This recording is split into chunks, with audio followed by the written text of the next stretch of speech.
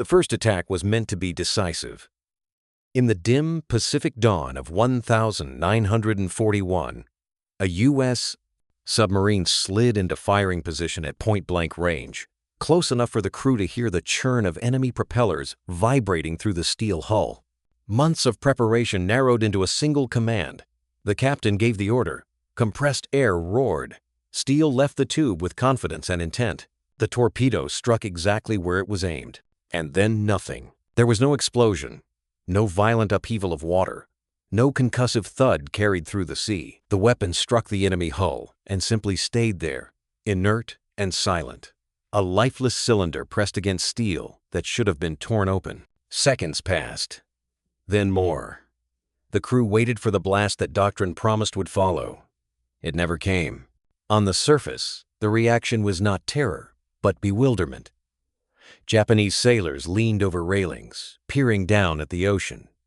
Voices drifted across the water. The ship had been hit, there was no doubt, but it was not wounded. Engines still turned. No alarms rang. In the strange pause that followed, some sailors even laughed, as if war itself had momentarily lost its nerve. Below the surface, the American captain searched for explanation. He assumed misfortune, a defective detonator perhaps, an unlucky strike. In combat, he believed, even perfect attacks could fail. He ordered his boat away, already convinced that the next engagement would restore order to the logic of war. The torpedo was modern, tested, approved, trusted, but this silence was not an exception. Within weeks, similar accounts began to surface from other submarines across the Pacific. Torpedoes hit and failed. Others detonated prematurely, or not at all. Some ran too deep beneath their targets, invisible and useless. Slowly, reluctantly, a pattern began to emerge. The United States had entered the war, armed with a weapon that could not be trusted. Still, the conclusion was resisted. Engineers defended their design. Commanders blamed crews. Reports were softened, delayed, or dismissed outright. The urgency of war left little room for inconvenient truths. So the attacks continued. And after them, the same hollow quiet. What the submariners could not yet see was that their greatest vulnerability, doubt, never entered the room because doubt was considered unnecessary. In the years before the war, the United States Navy had placed its confidence not in testimony, but in mathematics.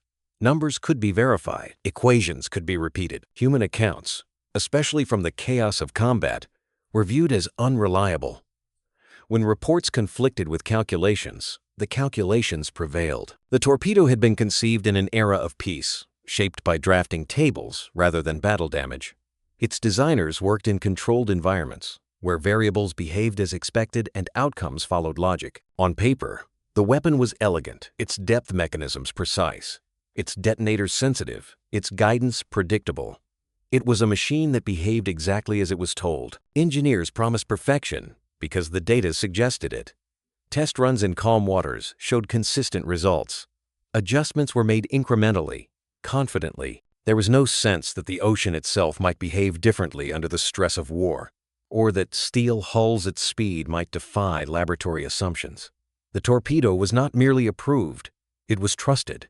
Admirals accepted that trust without demanding proof in combat conditions. Live fire testing against real targets was expensive, slow, and politically inconvenient.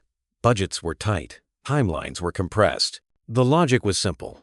A weapon that worked in theory would work in practice. To suggest otherwise was to challenge the institution itself.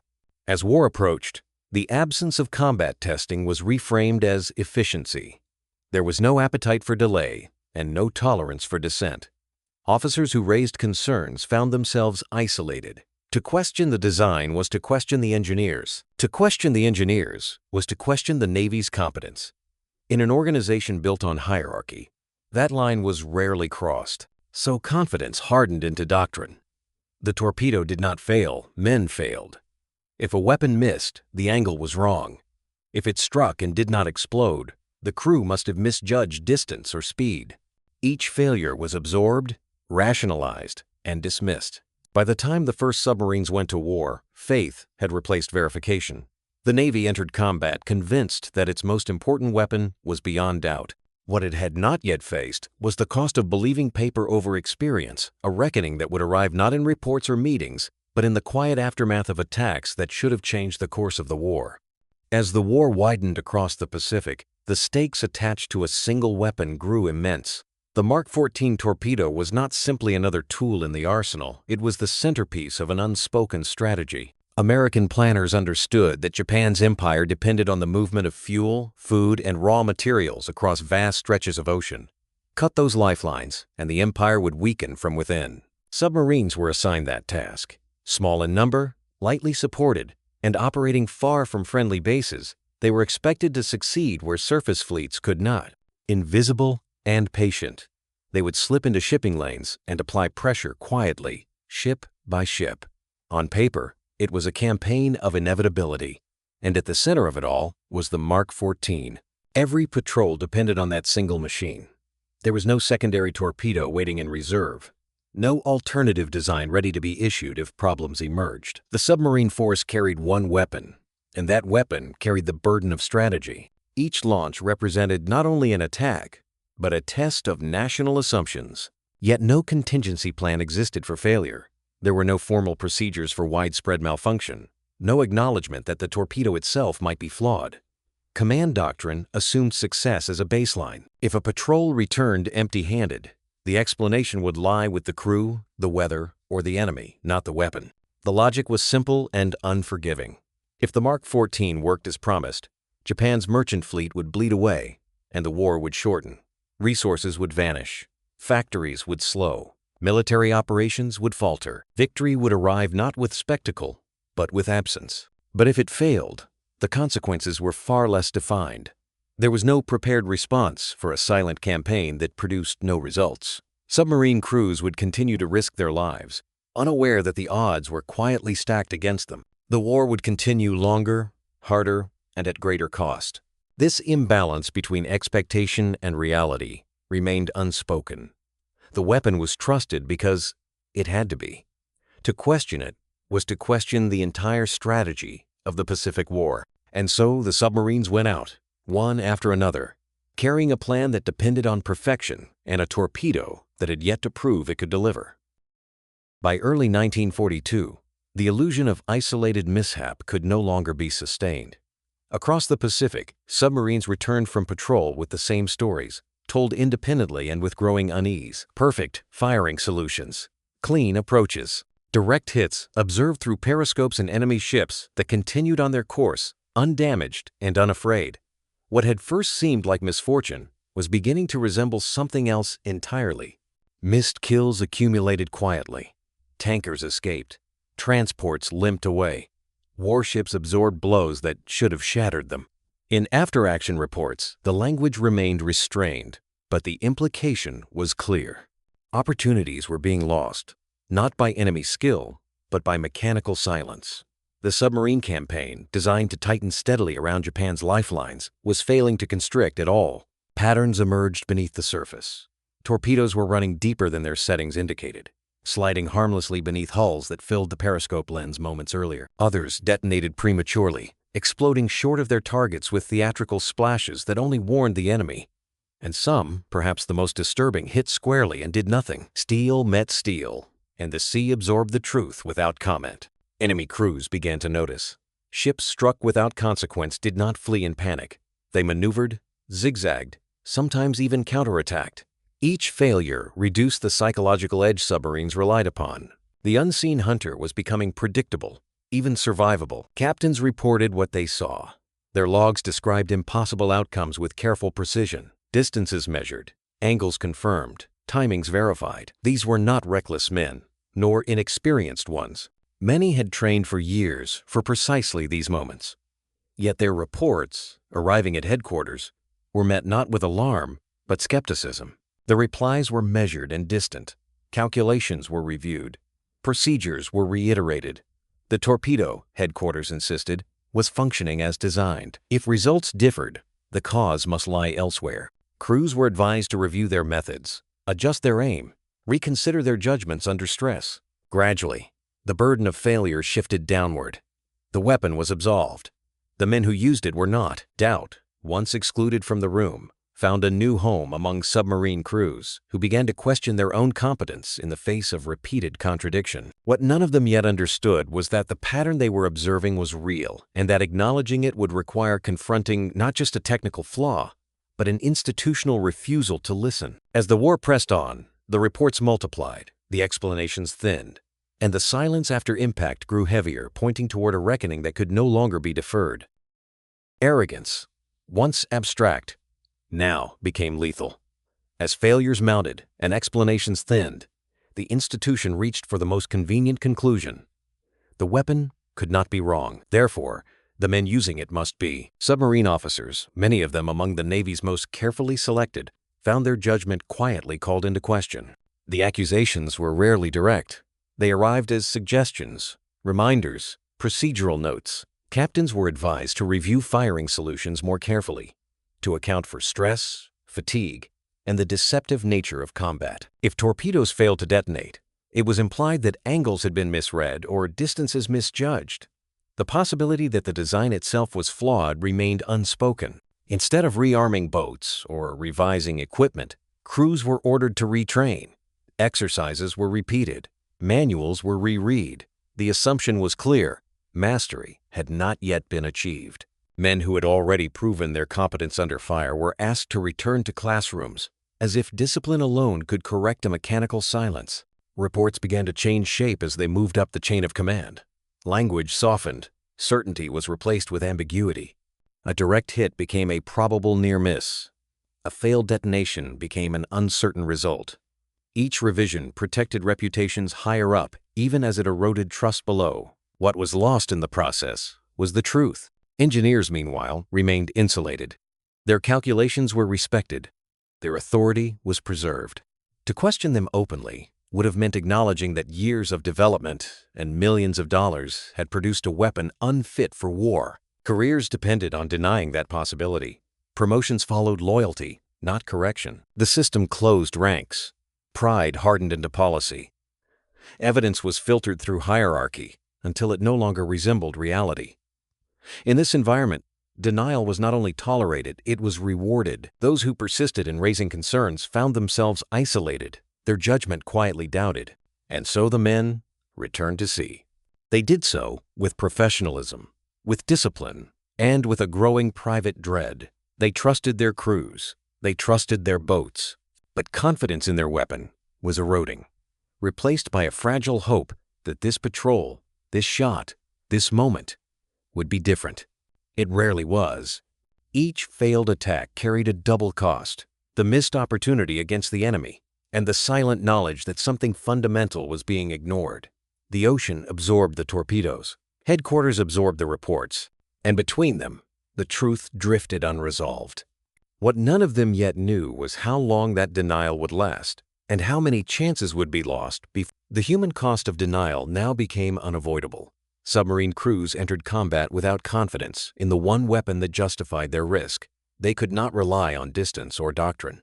To compensate, they closed in dangerously close shortening ranges until enemy hulls filled the periscope lens. At such distances, a torpedo could not miss. But even then, certainty remained elusive. Risk replaced reliability. Boats lingered longer in attack positions, exposing themselves to escorts, aircraft, and the unpredictable geometry of the sea. Commanders delayed firing, waiting for angles so perfect that failure would be impossible to explain away. Each additional second increased the chance of detection. Each attack became a calculated gamble against both enemy and equipment. The strain of this uncertainty settled into daily routine. Patrol stress was no longer episodic, it was constant. Men slept lightly, knowing that opportunities might vanish if they hesitated, or that survival might depend on hesitation itself. The torpedo room, once a place of confidence, became a space of quiet doubt. Every launch carried a question no one could answer in advance. Missed kills haunted crews long after patrols ended. Sailors replayed attacks in their minds, measuring distances again, checking angles that could not be changed. They asked themselves whether they had done something wrong, whether they had failed their shipmates, whether the silence after impact was their fault. The uncertainty followed them ashore, lingering between patrols like an unfinished sentence. As attacks failed, survivability declined. Enemy captains learned that not every hit was fatal. Escorts grew bolder. Counterattacks came faster. Depth charges fell with greater confidence. Submarines that should have slipped away unseen were forced into prolonged evasions, their margins for error narrowing with each encounter. Confidence eroded quietly. There were no speeches about doubt, no official acknowledgement of fear. Instead, it appeared in small ways in tighter voices over the intercom, in longer pauses before firing commands, in the way men watched the wake of their torpedoes disappear into the distance, waiting for proof that rarely arrived. And yet they continued. Courage did not falter.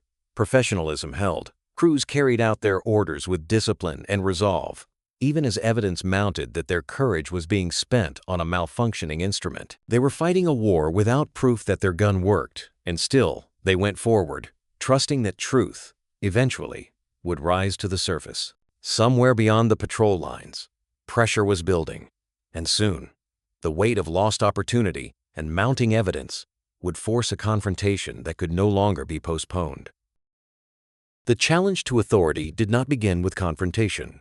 It began with quiet necessity. Submarine captains, pressed by failure and unwilling to sacrifice more opportunities to uncertainty, began to test the impossible on their own. This was not rebellion in the open sense, but something more restrained, a bottom-up search for truth conducted far from headquarters and official scrutiny. In isolated waters, away from patrol routes and prying eyes, officers conducted their own experiments. Torpedoes were fired not at enemy ships, but at cliffs, reefs, and sheer rock faces where distance and angle could be measured with certainty. These were not sanctioned trials. They were acts of professional desperation, carried out by men who needed answers before their next engagement. The results were immediate and damning. Torpedoes set to run shallow passed beneath visible reference points, striking far lower than their settings indicated. Depth readings were not slightly off. They were systematically wrong. The mechanism designed to keep the weapon at its assigned depth was lying, consistently and predictably. Other tests focused on detonation. Magnetic exploders, meant to fire beneath a ship's keel, triggered early, sometimes yards before impact. At other times, they failed completely. Contact exploders fared little better, their firing pins bending or breaking on impact instead of igniting the charge. The pattern repeated across boats, crews, and commands. What these captains discovered was not a series of minor defects, but a fundamental flaw. The Mark 14 was unreliable by design. Its failures were not random. They were structural, embedded in assumptions made years earlier and never challenged under real conditions. Word spread not through official channels, but sideways. Conversations in anchorages grew longer. Observations were shared quietly between captains, compared, confirmed, and refined. Logs were exchanged. Measurements were cross-checked. A shadow understanding began to form, separate from the doctrine issued from above. This knowledge changed behavior at sea. Some captains adjusted depth settings manually, compensating for errors they were never trained to expect. Others disabled magnetic exploders altogether, preferring a flawed contact detonation to an unpredictable one. These decisions were made without authorization, guided by evidence rather than instruction. The truth, once isolated, was now moving laterally through the force, and with each successful adjustment, confidence returned not in the system, but in the judgment of the men who had defied it. What remained unanswered was how long this unofficial correction could continue before colliding with the authority that had denied the problem from the start. Somewhere above them, the institution still believed the weapon was sound. But the captains now knew otherwise, and the distance between those two realities was closing fast. When the evidence finally reached higher command, it arrived, stripped of urgency. Data gathered by captains at sea was labeled anecdotal, interesting perhaps, but insufficient to overturn established conclusions. The institution had already decided what was true, and information that contradicted it was treated as noise rather than warning. Engineers responded first, and, predictably, their equations had not changed. The design parameters still held. In controlled conditions, the Mark 14 behaved as expected. To accept the captain's findings would mean admitting that the models were incomplete or worse, wrong.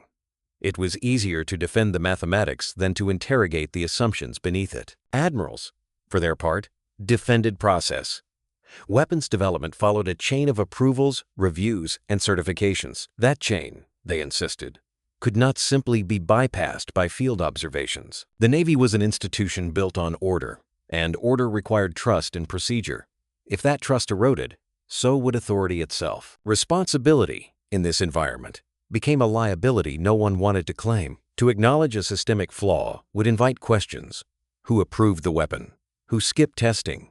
Who dismissed early warnings? The answers pointed upward, not outward. Denial offered protection, and so it prevailed. Losses were explained away with familiar language. Submarines, it was said, were operating in hostile waters against a skilled enemy. Japanese convoy tactics had improved. Anti-submarine defenses were tightening. These explanations were not entirely false, but they were incomplete. They allowed the Navy to rationalize failure without confronting its source. And so, the myth of technical superiority survived. American industry, American engineering, American planning, all were assumed to be fundamentally sound. To suggest otherwise during wartime was seen as defeatism, even disloyalty. Confidence was preserved by ignoring contradiction. The enemy, meanwhile, benefited quietly. Each ship that survived a direct hit carried cargo another day. Each failed detonation allowed convoys to adapt, escorts to learn, and routes to remain open. Japan's maritime lifelines, meant to be strangled early, continued to function. What the institution could not yet see was that denial itself had become an operational advantage for the enemy. Time, resources, and opportunities were slipping away beneath the surface of official certainty. And while the Navy debated equations and procedures, the war continued to be fought by crews who already knew the truth, waiting for the moment when authority would finally be forced to confront it.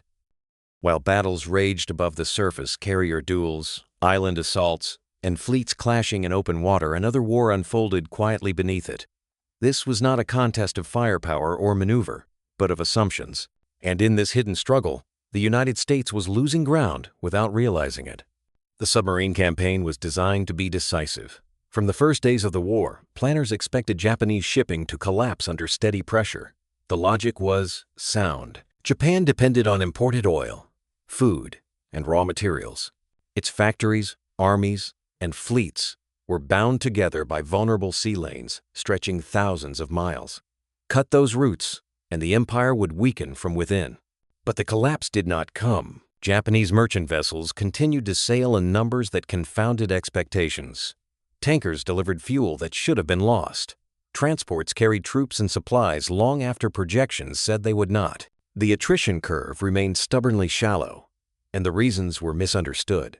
Analysts blamed tactics, geography, or chance, rarely the weapon itself. This quiet failure had consequences that rippled outward. Because shipping survived longer than anticipated, Japan retained operational flexibility. Aircraft flew, fleets maneuvered, garrisoned islands held out. Each month, the maritime lifelines remained intact, extended the war's timeline, forcing the United States into costly alternatives, amphibious assaults, sustained bombing campaigns, and grinding advances across fortified terrain. Lives were lost on all sides as a result. American sailors faced repeated patrols under growing threat. Air crews flew missions that might have been unnecessary. Ground forces assaulted positions that could have been starved into irrelevance. Japanese civilians and soldiers endured a war that stretched longer and deeper into their society. The human cost expanded quietly, increment by increment. And all of it traced back to a single, unexamined belief that the weapon at the center of the submarine campaign was doing its job. This was not a failure of bravery or intent. Submariners took extraordinary risks. Commanders planned with care. Industry produced at scale. The failure lay elsewhere, in the decision to trust design over evidence, authority over experience. It was a cultural failure as much as a technical one. Institutions had chosen certainty because uncertainty was inconvenient. They had defended reputation because admitting error carried consequences. In doing so, they allowed a silent malfunction to shape the course of a global conflict. The hidden war was not being fought against Japan alone. It was being fought against an internal resistance to doubt, and until that resistance was overcome, no amount of courage at sea could deliver the results strategy demanded. What remained unanswered was how long this unseen struggle would continue, and what event would finally force the Navy to confront the truth it had spent so long avoiding. The turning point did not arrive with an explosion or a headline. It arrived quietly, carried by numbers that could no longer be explained away. By mid-war, the statistics themselves began to speak with an authority no report could soften. Patrol after patrol returned with the same outcomes. Firing solutions were sound. Opportunities were frequent. Results were not. What had once been dismissed as coincidence hardened into mathematical certainty. Senior officers, some newly assigned and less invested in earlier decisions, began to notice the patterns. Charts were compared across fleets and timeframes. Kill ratios failed to align with expectations. Adjustments in tactics did not produce proportional gains. The margin of error was no longer narrow enough to hide behind. Something fundamental was wrong. For the first time, denial lost its protection. Emergency reviews were ordered not as a concession, but as a necessity. Committees were formed. Data was gathered from multiple commands. The tone shifted from confidence to caution.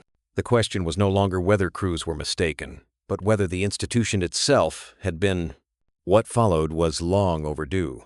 Combat tests were authorized under controlled conditions, with senior officers and engineers present as witnesses. Torpedoes were fired at known targets, at measured ranges, with settings verified in advance. There would be no ambiguity this time. No room for reinterpretation. The results were immediate and unmistakable. Torpedoes ran deeper than their settings. Magnetic exploders detonated early or not at all. Contact exploders struck solid steel and failed to fire. The same failures reported for months, sometimes years, reappeared in front of those who had once dismissed them. There was no crew to blame, no stress to account for, only the weapon and its flaws. In the moments that followed, certainty evaporated. Rooms that had once been filled with explanation fell silent. Engineers studied their instruments without speaking. Officers stared at results that contradicted years of assurance. The problem was no longer theoretical. It was visible, repeatable, undeniable. The unthinkable was finally admitted. The Mark 14 torpedo was defective. This admission carried weight far beyond the weapon itself. It meant acknowledging that warnings had been ignored, that lives had been risked unnecessarily, that opportunities had been lost while the war demanded urgency. It meant accepting that authority had mistaken confidence for correctness. Corrections would come modifications, deactivations, redesigns. But those changes belonged to what followed. In this moment, what mattered was the collapse of an illusion, the belief that process guaranteed truth, that hierarchy ensured accuracy. That experience at sea could be discounted in favor of calculations ashore. For the submariners who had known all along, the confirmation brought no celebration. Only a sober recognition of what had been endured and what might have been different. The silence that filled those rooms was not empty. It was heavy with consequence. And as the Navy prepared to act at last, one truth lingered above all others. The war had been fought for too long with a weapon that did not work, and nothing about the cost of that delay could ever be undone. Once denial collapsed, urgency replaced caution. The Navy now faced a task that should have been completed years earlier. Repairing a critical weapon while the war continued around it. There was no time for ideal processes or gradual refinement. Every day of delay carried a cost measured in ships, fuel, and lives. Engineers turned first to the exploders.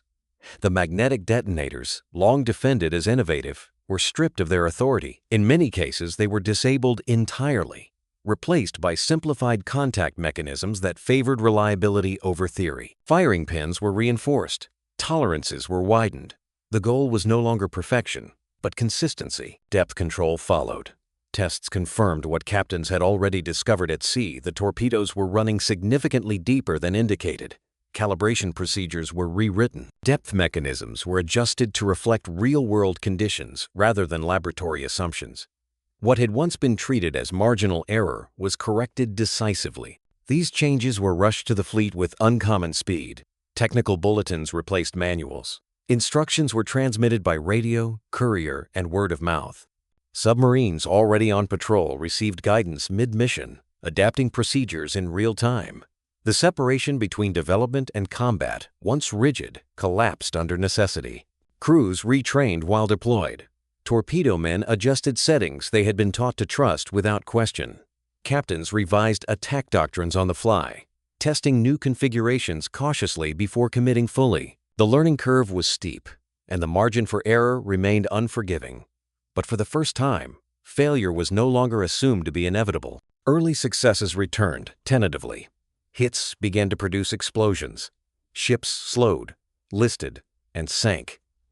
The results were not immediate or universal, but they were real. For submariners who had endured months of silence after impact, the change was unmistakable. Confidence did not return all at once. Trust, once broken, rebuilt slowly. Crews watched carefully for signs of relapse. Each successful detonation was treated not as proof, but as progress. The weapon was no longer perfect, but it was becoming dependable. As sinkings followed hits with increasing regularity, the broader campaign began to shift. Shipping losses mounted, convoys tightened, escorts grew strained. The strategy envisioned at the start of the war, slow, relentless pressure on maritime lifelines, began to function at last. But the success carried a quiet irony. The weapon now performing as intended was not the one originally designed, but the one reshaped by failure and forced humility. It worked because it had been simplified, tested, and questioned qualities once dismissed as unnecessary. And as submarines returned to sea with renewed purpose, another realization lingered. The war they were now fighting was the one they had expected to fight from the beginning. What remained was to measure the cost of the delay and to reckon with how different the conflict might have been if trust had yielded sooner to evidence. The change did not announce itself with ceremony. There was no single patrol, no dramatic communique declaring that the problem had been solved. Instead, the evidence accumulated quietly, the way truth often does through results that no longer required explanation. Torpedoes struck, and ships exploded, again and again and again. Japanese shipping losses began to spike. What had once been a trickle became a steady drain. Tankers vanished from routes they had sailed for years. Freighters failed to arrive at ports that depended on them. The statistics that had once exposed failure now revealed something else entirely: effectiveness. For the first time since the war began, the numbers moved as strategy had predicted they would. Submarines, long treated as a supporting arm, became decisive. Boats that had returned empty-handed now came back with confirmed sinkings. Crews that had once doubted their own eyes watched targets break apart. Fires spreading across decks, hulls folding into the sea. The silence after impact was replaced by shockwaves that left no room for doubt. The campaign at last resembled the plan envisioned before Pearl Harbor. American submarines prowled choke points and shipping lanes with renewed confidence. They attacked at range again, no longer forced into suicidal proximity. Efficiency replaced desperation. Risk became measured, not absolute. As losses mounted, Japanese supply lines began to fracture. Oil deliveries fell behind schedule. Ammunition shipments thinned.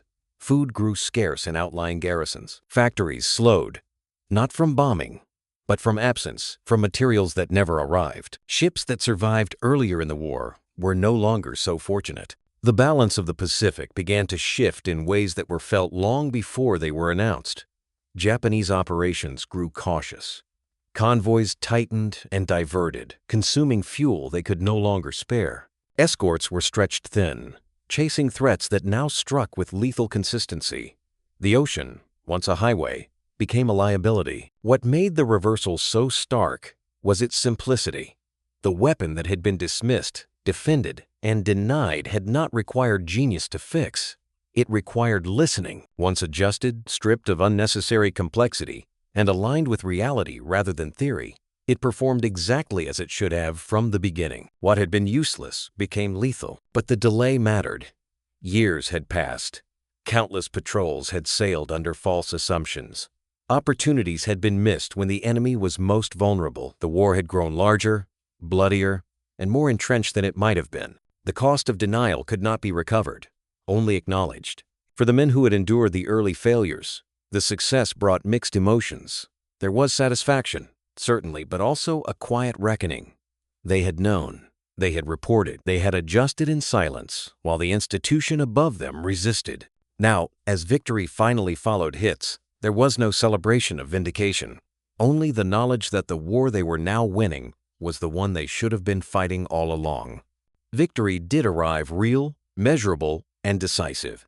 Japanese shipping collapsed under sustained pressure. The submarine campaign fulfilled its purpose. The Pacific War moved inexorably toward its conclusion, but it arrived late. And embedded within that delay was a lesson that extended beyond torpedoes or tactics. It was a lesson about institutions at war, about the danger of mistaking confidence for truth and process for proof, about how easily authority can become deaf and how costly that deafness can be. The weapon finally worked. The strategy finally succeeded. And in the space between those two moments lay years that could never be reclaimed, a reminder that in war, as in history, believing too firmly in your own certainty can be as dangerous as any enemy. Only after the weapon began to work did historians and analysts attempt to measure what had been lost. The calculations were necessarily imperfect, built from shipping records, patrol reports, and projections that could never fully capture absence. Yet even conservative estimates revealed a sobering truth. The submarine campaign had been delayed not by enemy adaptation, but by institutional refusal. Months, perhaps years, were lost at the most critical stage of the war. In 1942 and early 1943, Japanese shipping was at its most exposed. Convoy systems incomplete, escorts insufficient, routes predictable. These were the months when effective submarines could have strangled the empire's logistics before it adapted. Instead, that window closed slowly, ship by ship, opportunity by opportunity. The cost was not abstract. It could be counted in hulls that survived when they should not have, tankers that delivered oil enabling sorties that might otherwise have been canceled, transports that carried troops to islands later defended at enormous cost. Each failed detonation echoed forward through time, shaping battles that would be fought later under far harsher conditions. Lives were lost in ways that defied simple accounting. Submariners who pressed attacks at suicidal ranges to compensate for unreliable weapons. Aircrews sent on missions that might have been unnecessary had supply lines collapsed sooner. Infantry ordered to assault fortified positions that could have been bypassed by starvation rather than bloodshed. The chain of consequence stretched outward, linking silent torpedoes to distant graves. With hindsight, early patrol reports took on tragic clarity. What had once been dismissed as error now read like warning flares ignored in calm weather. Captains had described exactly what was happening. Crews had adjusted instinctively, compensating for flaws they were never meant to diagnose. The truth had been present, recorded carefully, and filed away. Yet there was no public reckoning. The Navy did not announce its failure. There were no hearings broadcast, no official apologies issued to the men who had borne the consequences. Wartime victory left little appetite for introspection, and post-war narratives favored triumph over complication. The story of the torpedo remained largely internal, discussed quietly in professional circles rather than publicly examined. Inside the institution, however, the lesson cut deeply. Procedures changed. Testing protocols were rewritten. Combat validation became harder to bypass. Engineers were reminded sometimes explicitly that equations could not substitute for experience under fire. The scar remained, shaping decisions long after the war had ended. What made the episode enduring was not the technical flaw itself, but the pattern it revealed. A culture that equated authority with correctness. A hierarchy that filtered truth upward until it lost its force. A preference for certainty that resisted evidence precisely when evidence mattered most. The Mark 14 torpedo eventually became effective, and the submarine campaign ultimately succeeded. But success did not erase the memory of how long it took to arrive or why. The weapon failed not because it was impossible to fix, but because it was considered unthinkable that it might be broken. In that sense, the cost of arrogance was not limited to tonnage, sunk, or months lost. It was paid in delayed understanding, in voices discounted, and in a war made longer than it needed to be. The ocean kept its silence, but history did not. The lesson lingered quietly, passed down through doctrine and cautionary study. That in war, the most dangerous enemy is not always the one you face, but the certainty that prevents you from seeing your own failure. And long after the last torpedo detonated as it should, that lesson remained uncomfortable, uncelebrated, and enduring, waiting for the next generation to decide whether it would be remembered or repeated. The war did more than expose a flawed weapon. It forced a reconsideration of how certainty itself was earned. The experience of the submarine campaign unsettled a faith that had grown comfortable in the years before the conflict, a belief that technology, once designed and approved, would perform as intended simply because it had been engineered to do so. Before the war, American confidence in technology had been expansive and largely unquestioned.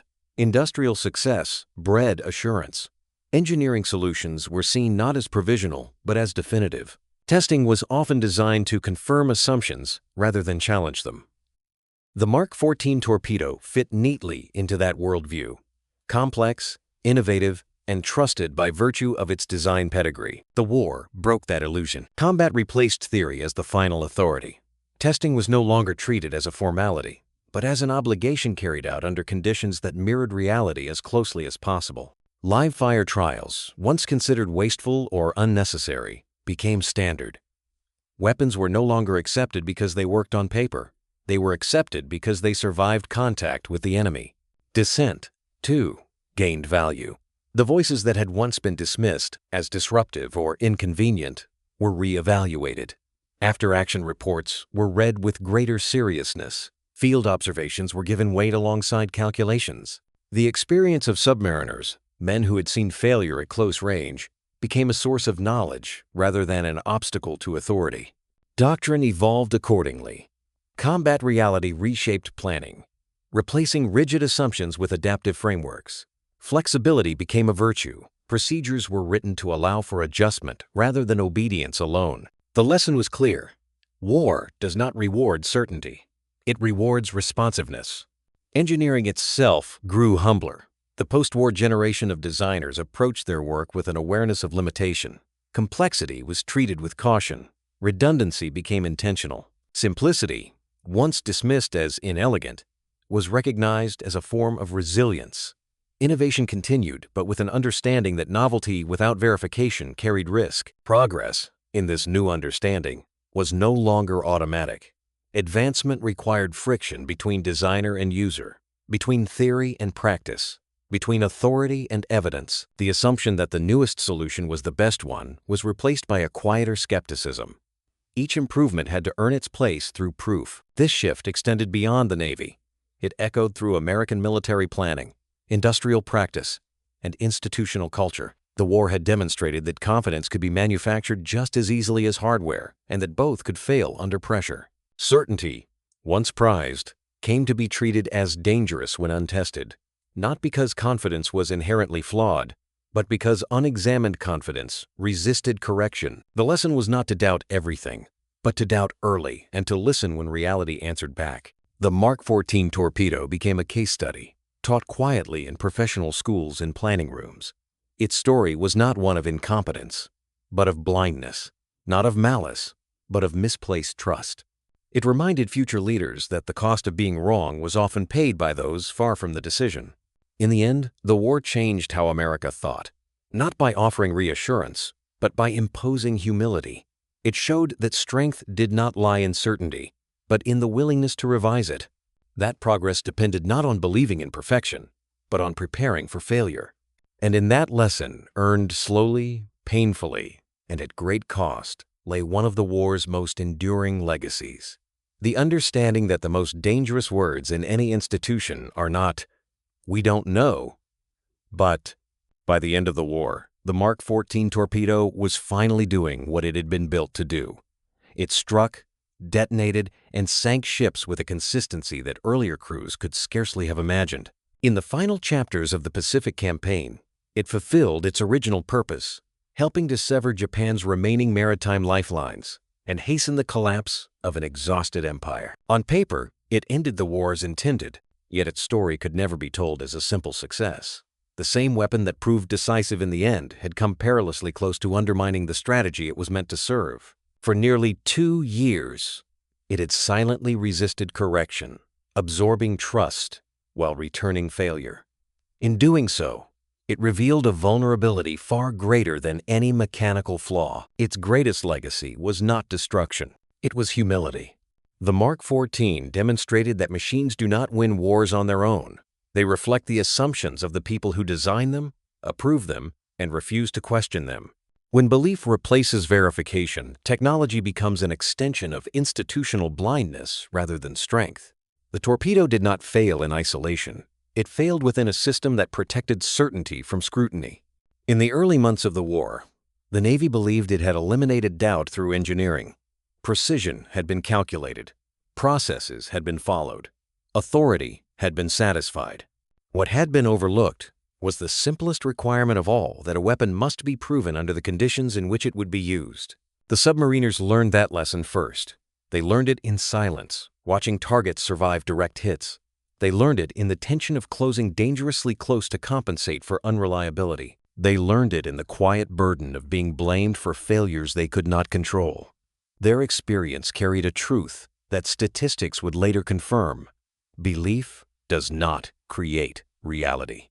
When the torpedo was finally corrected, its effectiveness was undeniable. Sinkings followed hits, strategy aligned with outcome,